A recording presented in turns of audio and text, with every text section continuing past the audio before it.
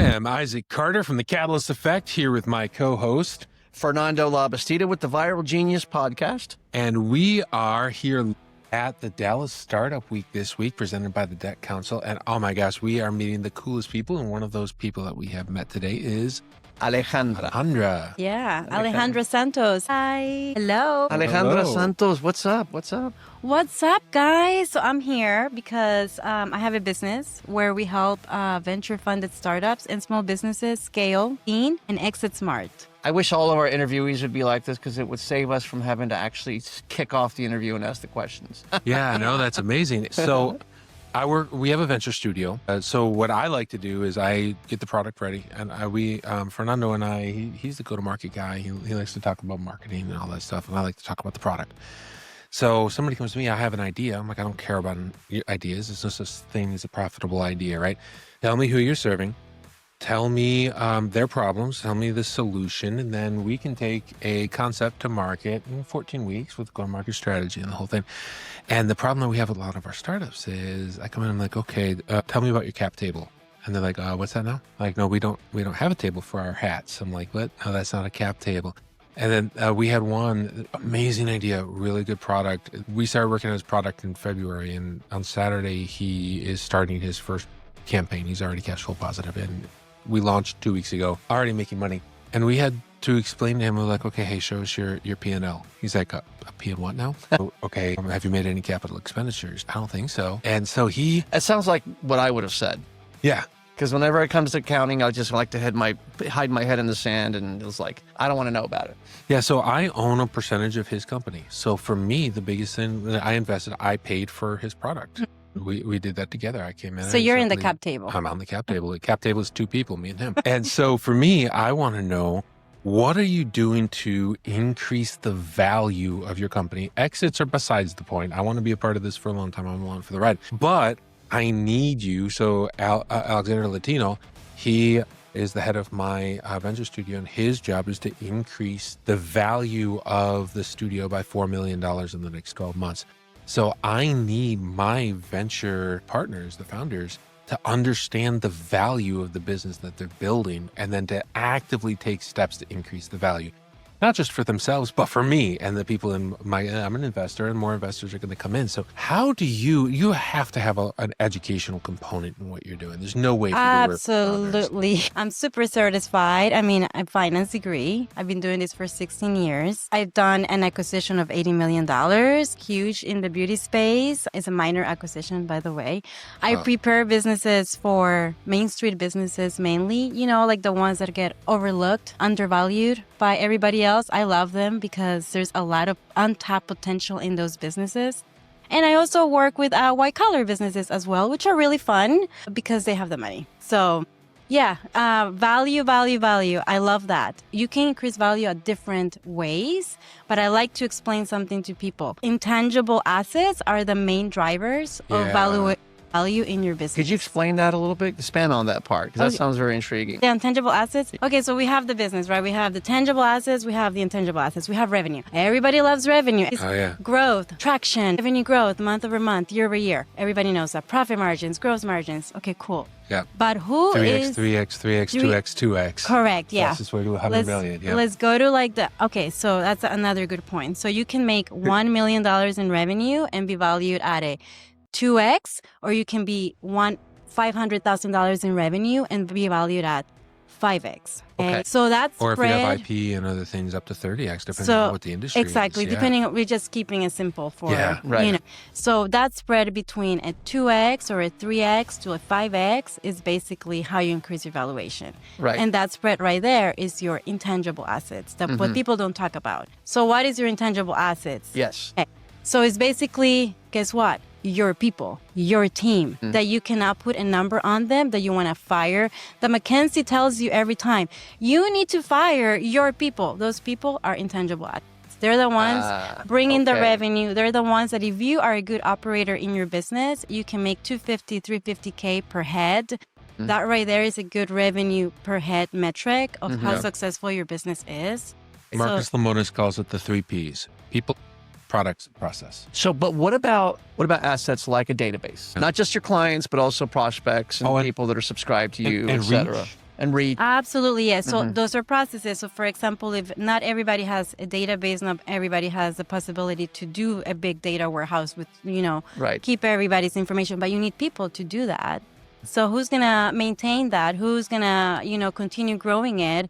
You need people for that. Right. So Right. that's back Hence the to your intangible assets.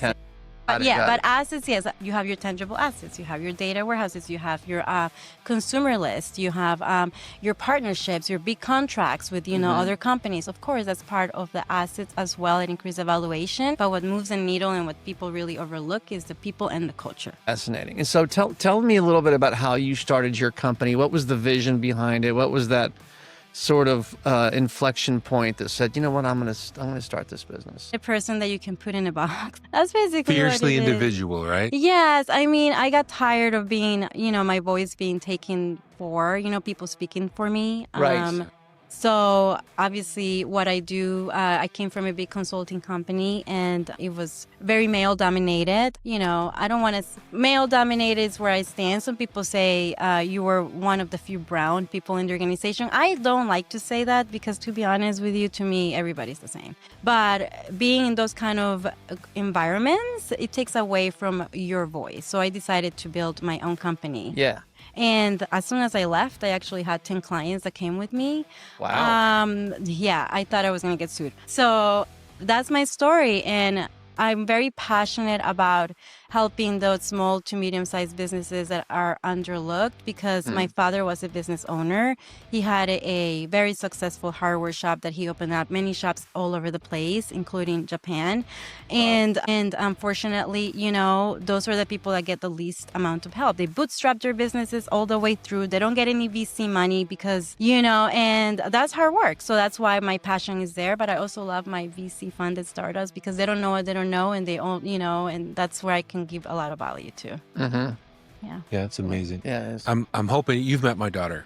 I'm trying to push my daughter towards kind of getting into business and finding her passion and her dream and not. So I've worked in large companies, big three, maybe even some of the same ones you have. I felt completely invisible there too. And I'm a 6'6" white male. But I don't march by the beat of the average drum. I kind of do my own thing. And you don't fit in those organizations. The conformists are accepted and the non-conformists are kind of marginalized. So for me, breathing the freedom, and then also I love to be in places like this, being around the innovation. yes. And the people that I connect with the most are the people that know themselves, they know their audience, they understand their problems, and they create solutions for problems experienced by actual people leveraging their special sauce, the special thing about them. And so we find those folks here, and I'm sure you engage with a lot of those types of folks too. It makes your job way easier, Yeah.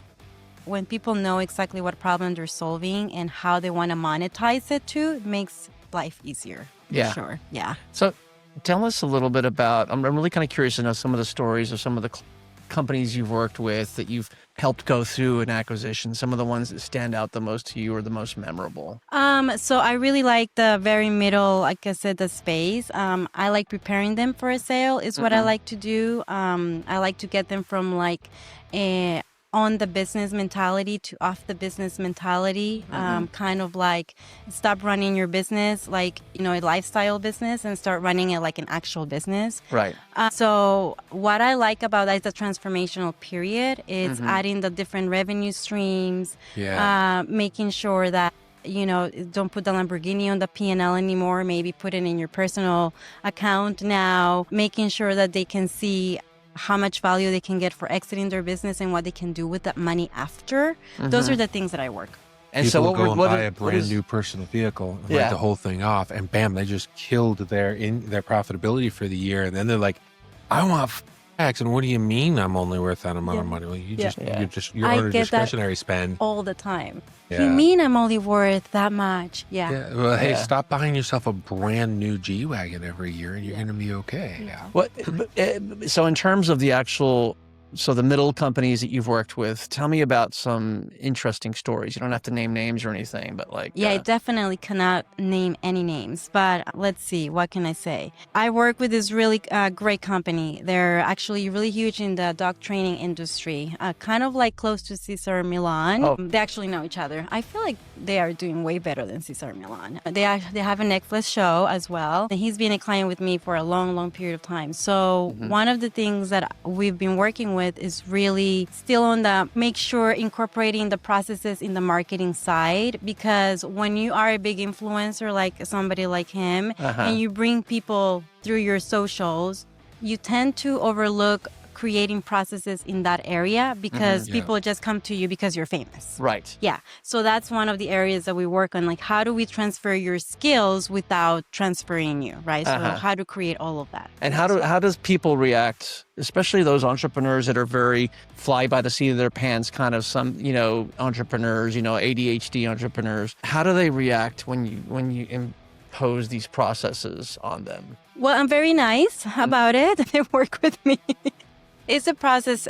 I always like to say you have to see where the entrepreneur is in their mindset and then kind of like go from there. Because even if you tell them, we're going to do this and make all these changes, if their mindset's not there, they probably didn't even understand anything that I just said. And they're probably not going to be on board. So I kind of just talk on their own terms. Do you want to make more money? Yes. Okay. So we're going to do that. Are you ready to not put the Lamborghini in the P&L? No. Okay. Well, let's just keep it there for right now. And then kind of just do the transformation period like that. Yeah, so we push a lot towards, start measuring things that matter. Measure traffic to the website, measure engagement. Correct. Measure your close rate. Your customer acquisition cost, lifetime value. Yeah, lifetime value, all these things. And then for me, I've realized, so like a fundraising company has engagement. Damon John said that the next currency is going to be engagement. Community. Yeah, so community engagement. So if you are building a company that has a large amount of engagement, you can secondarily monetize that engagement, and you should be. So, and if that is parallel advertising on your website or actually selling media space or if you have the right processes, offers. Yeah. One of my favorite things is data monetization, but I'm not going to sell my customer list. What I'm going to do is I'm going to do an affiliate program. Yeah. And so we are now making money off of implementing ERP systems, CRM systems for our customers. They need them anyway. We can go ahead and, so most of our clients need those things. They need somebody to implement them. And now I've got an affiliate network. So like a go high level kind of a thing, like an affiliate with them.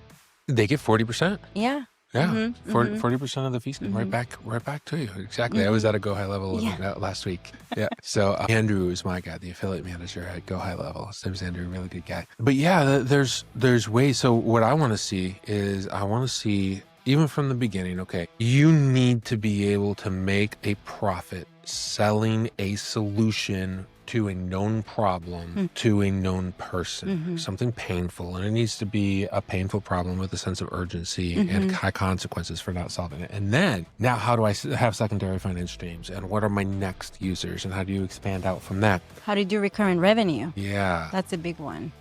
And most of our companies are SaaS or something parallel. So SaaS is easy. Yeah, but with like other brick and mortar or like services like retail or companies or whatever. Those are really hard to. How can you get them on a subscription? How do I get them in a subscription, or how do I keep them the AOV? How do you increase the AOV? Right, right, exactly. Or for example, we worked with a HVAC. Well, there's a lot of parallels between HVAC and either roofing or other services, but then also maintenance and support after the fact if you've done the install. So there are either parallel services that you can offer, or you can affiliate services or do referrals and make money off of the business that you're already doing. Yeah. And a lot of folks, they're just not thinking that way. Well, they don't really, it's very transactional. They're like, I feel they do, the moment that they're chasing money, that's when the breakthrough happens. They're like, I'm chasing money all the time. Why do I have to chase new money all the time? That's what people ask me. So I have to talk to them in their terms, because the one customer is not coming back tomorrow. You have to bring a new customer again. Yeah. So how do we make this customer come back? Let's talk about that. Exactly. What is it?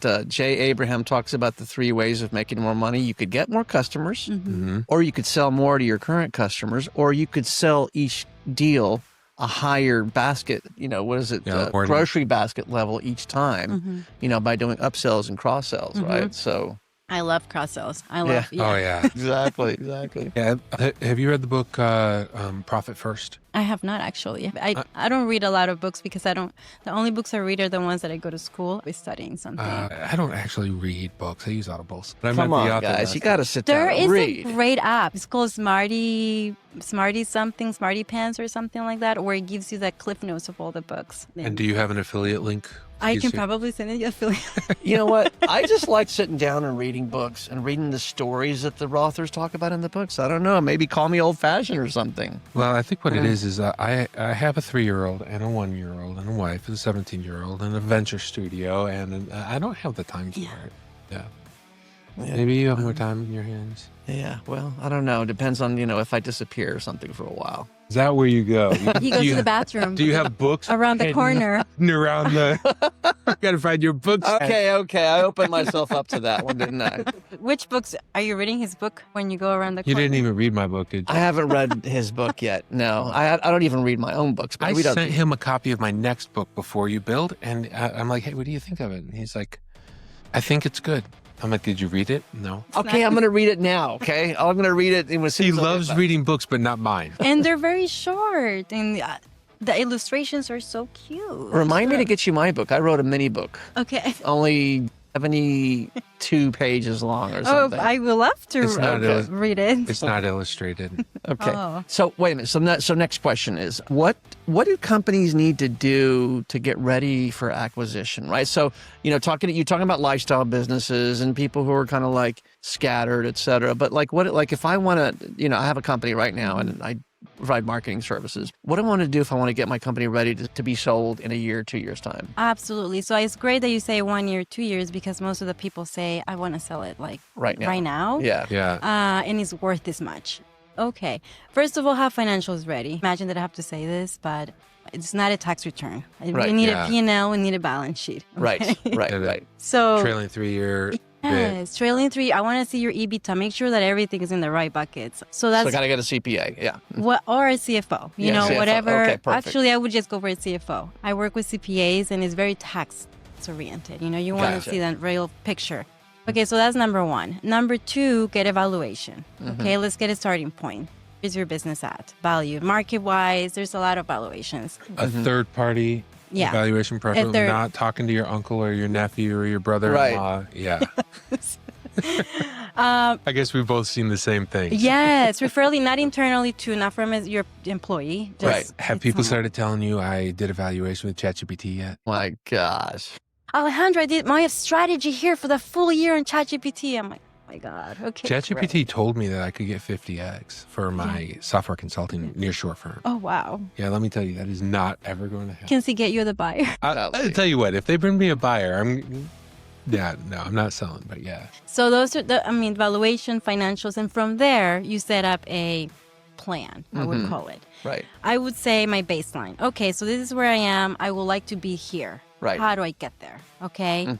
Very easy. Business is so easy. You break it is. down. Revenue, COGS, OPEX. Like, come on, guys. Fixed costs versus variable Yeah, costs. So exactly. you have the balance. Where's your EBITDA? Where's your profit margin? Where do I go? Increase here, decrease here. But what about the factor of like not having to rely on the founder? the owner dependency. Exactly. Yeah. Having the founder create processes so that Absolutely. if they're hit by a bus tomorrow, it can run without them. All that kind of stuff. Absolutely. So that's a good point that you brought up. Thank you for saying that. So in that plan is, you gotta make sure that there's a few things that we do when we do valuations. We do this huge 90-minute assessment on top of like going through the numbers and all of that. And in that assessment, I want to know, okay, does the business depends on you? How many, if you go on vacation, who's taking care of the business? How many, things of that nature. How many suppliers do you have? Because if you have one supplier, then we need more suppliers, Right. Or how many clients do you have? Do you have 4 or do you have like 400, right? Right. Because that's really important. So things of that nature. You want to diversify your supplier, your customer base. Obviously, you want to be able to transfer your skills. So you want to create processes in place, create a system like you said, right? In the operations, train your team, going back to the Create team. training literature. Use Going back to Right, the right. team. Or what is it? The SOPs. SPs, Yeah. exactly, correct. Create KPI. A lot of businesses don't even have KPIs, believe it or not. Yeah. Okay. This is something, yeah. Well, Yeah, so if you I'll- ask them what's the cost to acquire, total lifetime value of the customer. They don't know. I mean, I want to buy your book. Oh my goodness. Well, when it's out in the market, I will definitely give it to you. Have you even wish- started writing it? No. I wish I could find a good ghostwriter. Do you know anybody for that? Okay. Yes. So you touched on something earlier, and this is something that I've been very aware of. And a lot of founders say, "I'm never selling. I'm never going to exit." And the fact is, you are going to exit. You're at some gonna point. die. You're We're gonna all gonna at die. some Yeah, point. exactly. So I'm aware of I need to create value in my business. And the amount of money that I made this year is great, but I need my value to be 4 to 6x that amount. Correct. And then one thing that I do, and I don't know if you've noticed this yet, I start new service lines, new product lines. I establish operations, and then I step out of those things and create a new service on our product line. So for our nearshore managed services, I'm not involved in the sales cycle. I'm not involved in the operational cycle. I'm aware. I track the KPIs. If our monthly recurring revenue is decreasing and we don't have any projected net increase, maybe I'll get involved after 2 or 3 months. But on a daily basis, I am not involved in managing that service line. I am on our venture studio, and I'm not doing it alone. Alex is there. Right. And I'm spending more time on the podcast and the content creation. I'm not doing that alone. I have Javi, and I have Maynor, and I have my team. Yeah. And as soon as something is established, and obviously I will be involved in content creation until I exit, but other people are involved in that. Melissa and Vanny and Alex and other people are involved in that. I'm kind of like the startup captain of my company. And as soon as it's operational, I step back, because I had a health event a couple of years ago, and I'm laying flat on my back getting defibrillated in an emergency room, and the thought going through my head is, who's going to take this client call on Monday? What's going to happen to my business? Is my wife going to be able to sell this? I'm sorry, if I'm potentially on my deathbed, I don't want to be thinking about any of you guys. And that's where I was 3 years ago. And now I know I'm not going to sell Cantalo Consulting. All of the companies in the venture studio absolutely have building it. But Cantalo is mine. The people involved there, I'm going to be there. And my daughter's going to take that over someday. That's my exit plan. That's If she the exit wants plan. She wants to. Okay. Or Vanny, or somebody's going to take that over. Yeah. It's my responsibility to create value Yeah. in the business and ensure that they're capable to operate without me. Mm-hmm. Mm-hmm. Because I really like Cancun. Yeah. It was really nice, and they have really good strawberry mojitos. Awesome. And it's so nice when you don't have to think about your clients and, and just enjoy the margarita at the beach. Yeah. 3 years ago, I would tell my clients, I'm always thinking about you. This time I'm saying, hey, Javi and Jamie, I've got you under control. Yeah. So, Alejandra, either second to last question or last question. I think maybe you might have the last question. Okay. So if a company out there, they decide, you know what, I want to sell my company. I want to find a broker or somebody would you call yourself a broker? No, so we work with brokers. Mhm.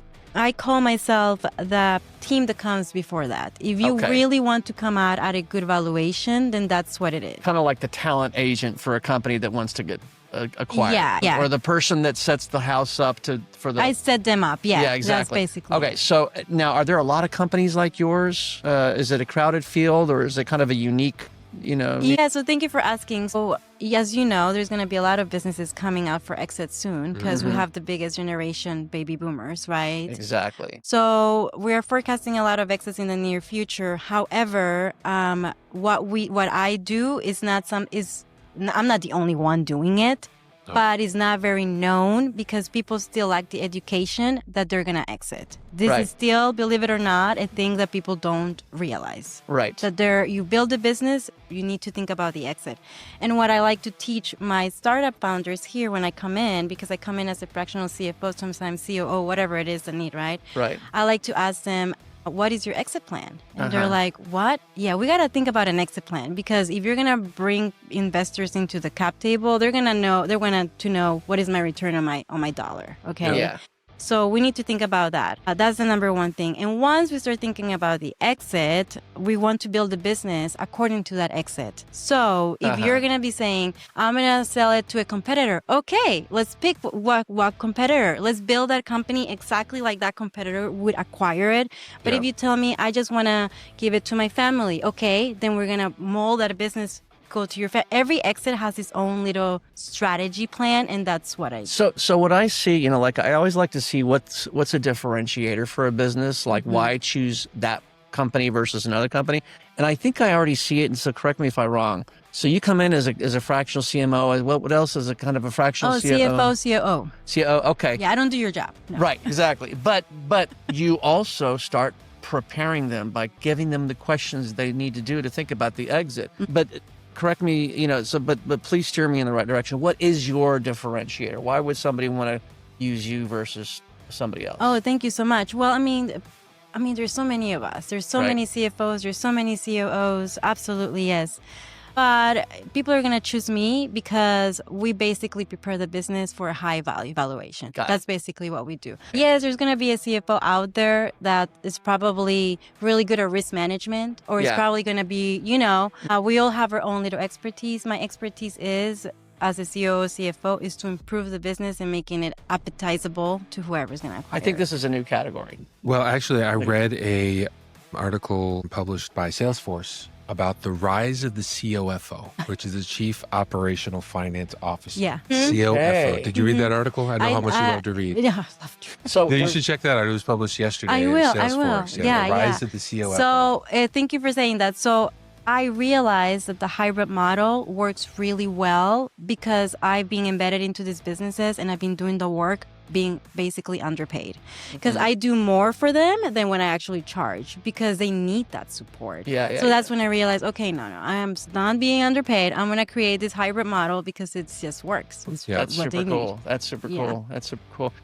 Well, we do have somebody waiting for us. Thanks so much. This was a lot of fun. It was so much fun, guys. Thank you so much. And these are the conversations and the connections that you can make here at Dallas Startup Week, presented by the Debt Council. So come on down here. We are going to be here from 9 to 5 tomorrow and Thursday. And then of course, how would I have a services-based company? I know in 10 years, 5 years, 2 years, I want to exit. How do I reach you to help craft that exit strategy? So you guys can find me on LinkedIn. I'm very linkable, Alejandra Santos. Actually, I'm very Googleable too, Alejandra Santos. That's good. Very common name, but you can find me everywhere, or Alejandra at intothenext.com. Into the next. Into the next. Into the next. And is that the URL for your company, intothenext.com? Yeah. Okay, Awesome. perfect. You have Thanks it, so much. everybody. Yeah, thank you. All right. Bye. Bye. Bueno.